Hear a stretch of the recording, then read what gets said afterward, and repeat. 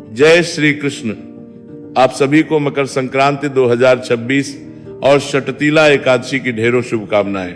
प्रिय दर्शकों, आज के इस वीडियो में हम बात करेंगे कि षटतिला एकादशी और मकर संक्रांति को एक साथ किस प्रकार से मनाया जा सकता है, कैसे आपको मकर संक्रांति और षटतिला एकादशी एक साथ मनानी चाहिए, क्योंकि दोनों के एक साथ का योग बन रहा है।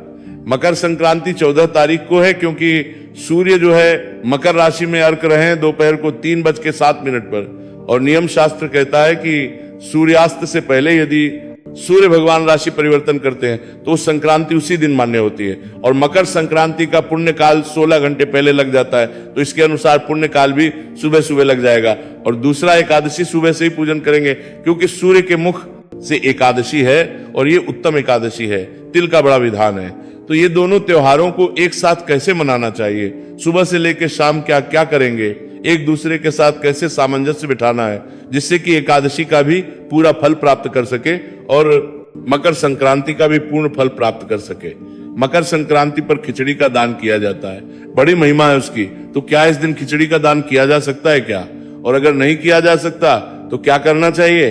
इसके बाद से नहीं कारणती करती के लिए, नहीं करती के लिए क्या कोई और दान है जो शास्त्रों में वर्णित है, जिसे खिचड़ी के स्थान पर दान किया जा सकता है और उससे ही अधिक पुण्य प्राप्त किया जा सकता है, या खिचड़ी जितना पुण्य प्राप्त किया जा सकता है? कैसे मकर पर हमें पूर्ण फल प्राप्त करना चाहिए, क्या दान करना चाहिए, क्या नहीं करना चाहिए, और एकादशी व्रत को कैसे करना चाहिए, दोनों की संपूर्ण जानकारी इस वीडियो के माध्यम से हम आपको प्रदान करेंगे। इसमें एक एक चीज बताएंगे कि आपको कब क्या करना है, कब क्या नहीं करना है, एकादशी के नियमों का कैसे पालन करेंगे, और संक्रांति का जो बड़ा पर्व है इसका संपूर्ण फल कैसे प्राप्त करेंगे। जानकारी आरंभ करें उससे पहले आपसे निवेदन है कि वीडियो यदि थोड़ा सा भी उपयोगी लगे तो कृपया एक बार लाइक अवश्य कर दीजिएगा और जितना हो शेयर कीजिए, क्योंकि सही शास्त्रीय जानकारी लोगों तक पहुंचे ये बड़ा आवश्यक होता है।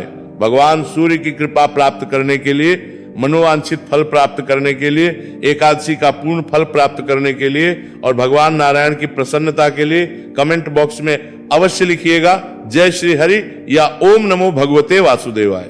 भगवान नारायण कल्याण करेंगे, जितना लिखोगे उतना पाओगे। आप देख रहे हैं प्राचीन मार्ग टीवी ज्योतिष संस्थान का प्रतिष्ठित यूट्यूब चैनल प्राचीन मार्ग टीवी धार्मिक।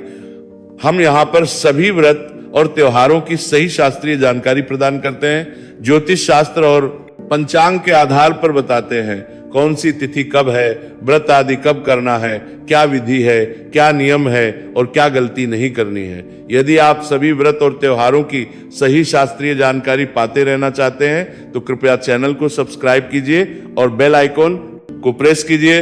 जब आप सब्सक्राइब का बटन दबाएंगे तो वहां एक घंटे का निशान बना हुआ आएगा, उसको अवश्य दबाइएगा, तभी आपको हमारे सारे वीडियो प्राप्त होंगे। आइए जानकारी आरंभ करते हैं। बात करते हैं दो बड़े उत्सव, दो बड़े पर्व, दो पुण्यदायी दिन एक साथ आ रहे हैं। 22 वर्ष बाद ऐसा संयोग बना है, तो उसका पूर्ण लाभ कैसे लिया जाए। प्रिय दर्शकों, 14 जनवरी बुधवार का दिन रहेगा 2026 में। इस दिन आपको सुबह सूर्योदय से पहले उठना चाहिए। मैं आरंभ कर रहा हूं पूरी जानकारी कि आपको ये दिन कैसे व्यतीत करना है, मकर संक्रांति का पूरा पुण्य कैसे देंगे और एकादशी का पूरा पुण्य कैसे देंगे। ये जानकारी उनके लिए भी उतनी ही महत्वपूर्ण है जो व्रत नहीं करते एकादशी का, क्योंकि एकादशी केवल व्रत करने की नहीं है, ये दान पुण्य की भी एकादशी है।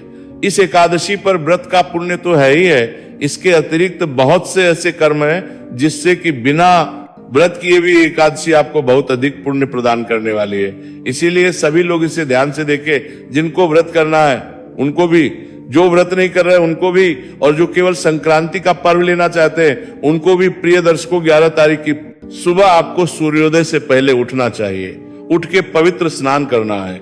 इस स्नान की महिमा जो केवल संक्रांति का पर्व लेना चाहते हैं उनके लिए भी बहुत अधिक है, और जो एकादशी का व्रत कर रहे हैं या एकादशी का पुण्य फल लेना चाहते हैं उनके लिए भी बहुत अधिक है। दोनों को ही इस दिन जो स्नान करेंगे वो विशेष फल देने वाला होगा। प्रश्न उठता है स्नान कैसे करना चाहिए। पद्म पुराण में वर्णन आता है कि यदि आप गंगा, यमुना